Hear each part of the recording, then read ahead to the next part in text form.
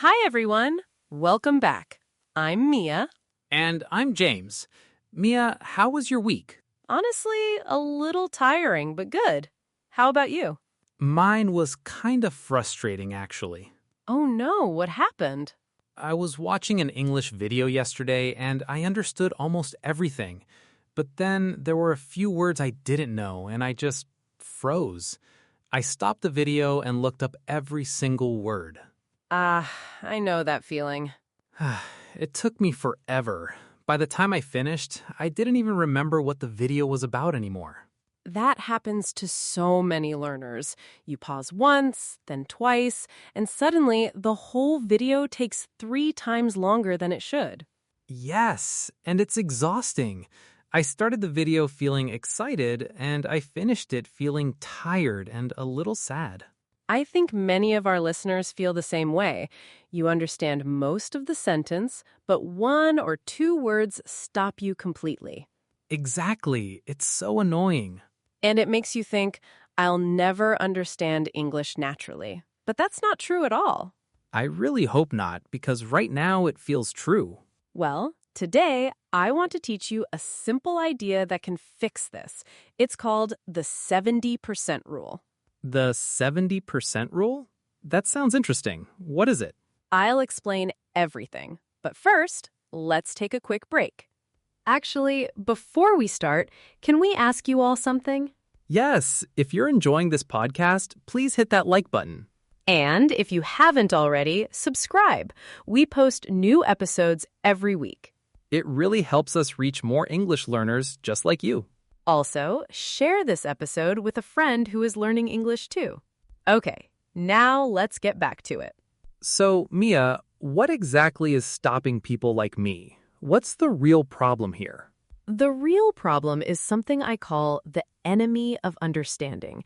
It's the habit of stopping every time you hear a word you don't know. Wait, so stopping is bad? Stopping too much is bad, yes.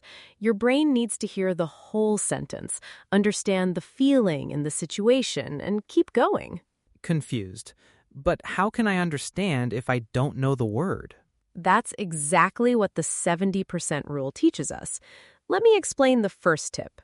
Instruction number 1. Aim for 70%, not 100%. When you listen to English, don't try to understand every single word. Just try to understand about 70% of it. That's enough to follow the story. Only 70%? That feels risky. Like I'm missing something important. I understand that feeling. But think about it this way. When you talk to a friend in a noisy coffee shop, you don't hear every word perfectly, right?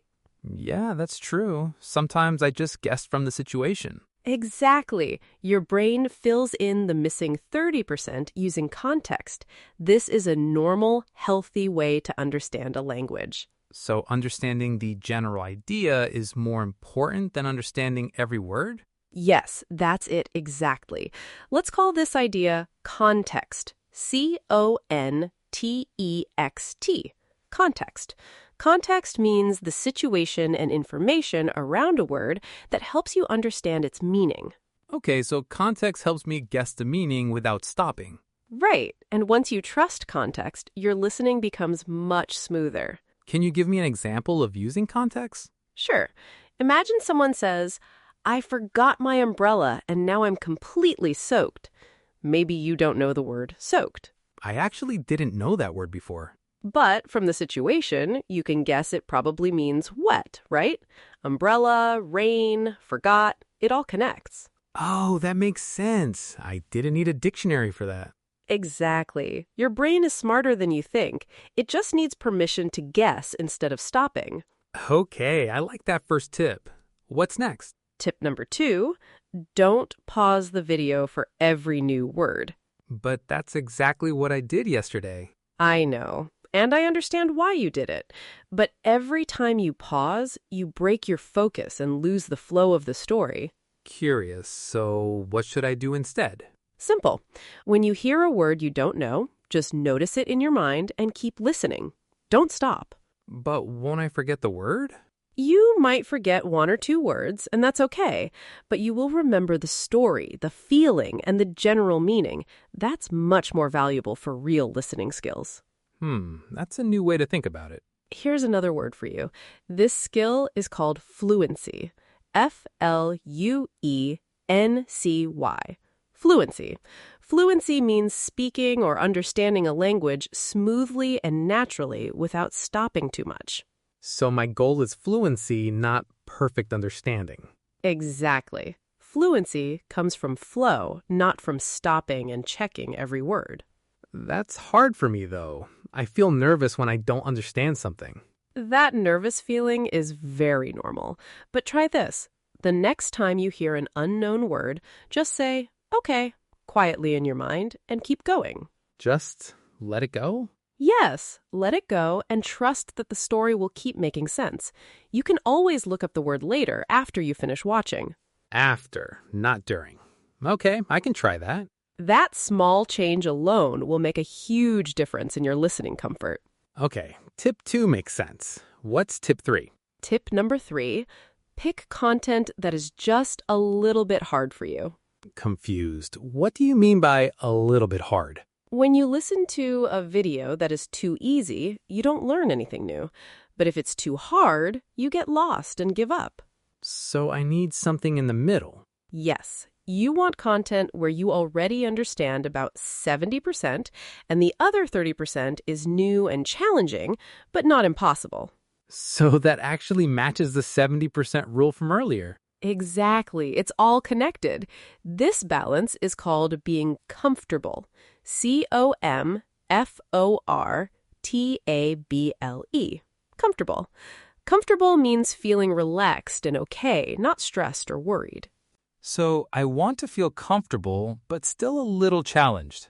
Perfect way to say it. That's the sweet spot for learning. How do I know if something is at the right level for me? Good question. Try watching 1 minute of a video. If you understand almost nothing, it's too hard right now. If you understand every single word easily, it's too easy. And if I understand most of it, but a few parts are new, then that's your sweet spot. Stay there for a while before moving to harder content. that makes so much sense. I think I've been choosing videos that are way too difficult for me. A lot of learners do that. They think harder is better, but actually the right level is better. This is great advice, Mia. Is there a 4th tip? Yes. Tip number 4, trust your brain to catch up later. What does that mean?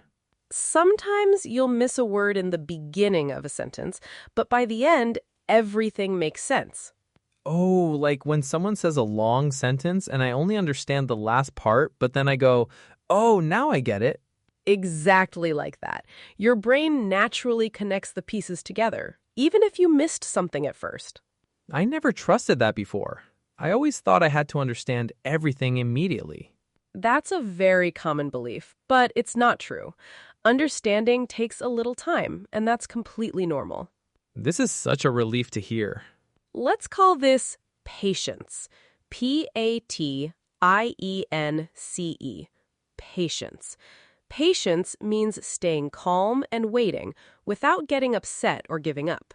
So patience helps my brain do its job. Exactly right. I think I've always been impatient with myself when learning English. That's so common, James. Many learners expect instant understanding, and when it doesn't happen, they feel like they failed. Yeah, that's exactly how I felt yesterday.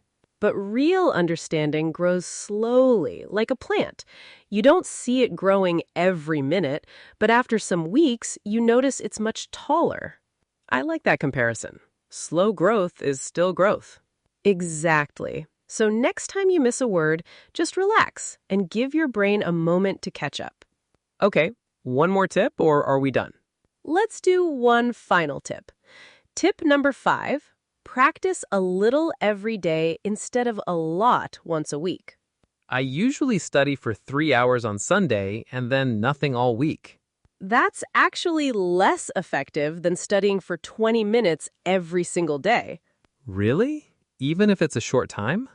Yes, short, daily practice builds a habit, and your brain remembers things better with regular repetition. So little steps every day beat one big effort. Exactly. This is called being consistent. Consistent. Consistent. Consistent means doing something regularly, again and again over time. I need to be more consistent then. You and everyone else learning a language. It's the secret ingredient. So even 10 or 20 minutes a day is enough? Yes, absolutely. 20 focused minutes every day is much more powerful than 3 hours once a week. That actually feels much easier to manage. I always thought I needed big blocks of time. Big blocks of time are hard to keep up with long term, but a small daily habit you can keep forever. I like that. Small and forever instead of big and occasional. Perfectly said, James. All right, let's put it all together now. Yes, let's do a quick step-by-step routine. Step 1, when you listen to English, aim for 70% understanding, not 100%. Step 2, don't pause for every new word. Keep the flow going for fluency and flow.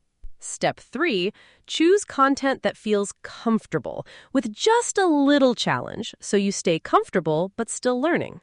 Step 4, trust your brain to catch up. Patience helps your understanding grow. And step 5, practice a little every day instead of a lot once a week. That's the 70% rule in 5 simple steps.